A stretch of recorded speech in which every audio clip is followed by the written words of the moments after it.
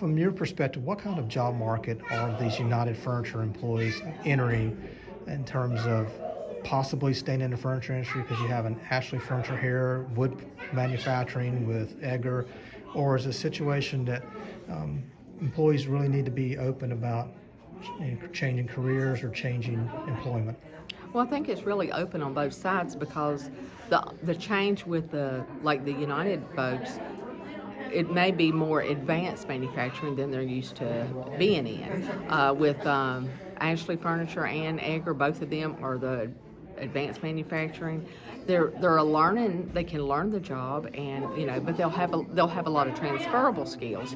But there's some that may not want to continue in that because they're just this is just devastating to them to lose their job at this point, and they may just go to something else, some other type of job. But there's lots of jobs to be had out there that they can transfer those skills to. Today's market, employers want to see people who show up for work, who apply themselves, who do the work, who try, and as part of helping get the production and the work out.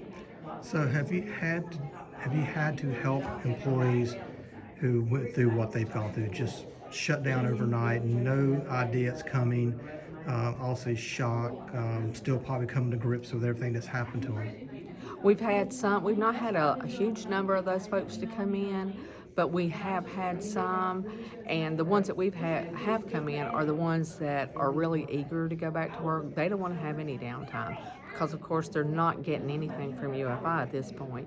So they're wanting to go back to work. So we're linking them up to the employers that we know are hiring on the spot. And you talk about the job market, so is it a matter of finding the right skill fit for a number of these employees, or what do you think the biggest challenge you'll have?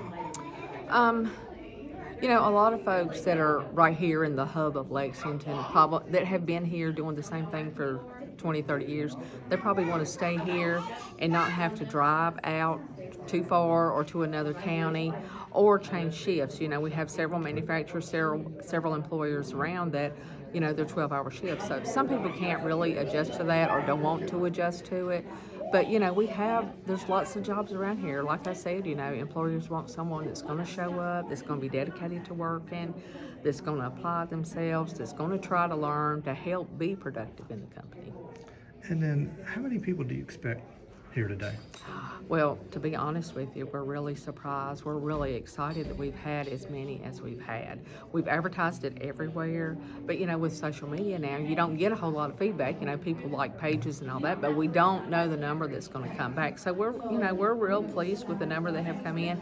I think the employers are pleased as well. I've heard several customers say, "I go up here for an orientation on Monday," or they're going to start. So or they're into the next steps of getting hired. So, that's what it's all about. That's what we're here for.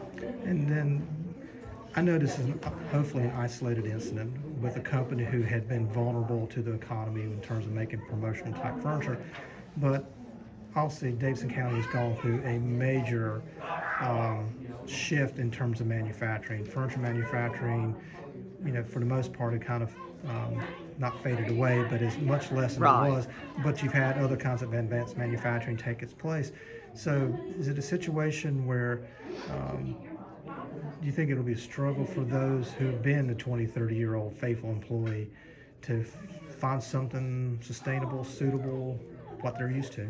I don't think so. I mean, if they want to go to work and they are that dedicated employee, I think they can go out and find a job. They're going to have to change skills. If I leave here, I'm probably going to have to use different skills than I'm normally have been using. So I think that's not a issue. I don't think it might be some hours or some pay that might be a difference for them. Right. And then there's those folks that maybe those that have been employed for 30 years, they might say, maybe I'll just retire.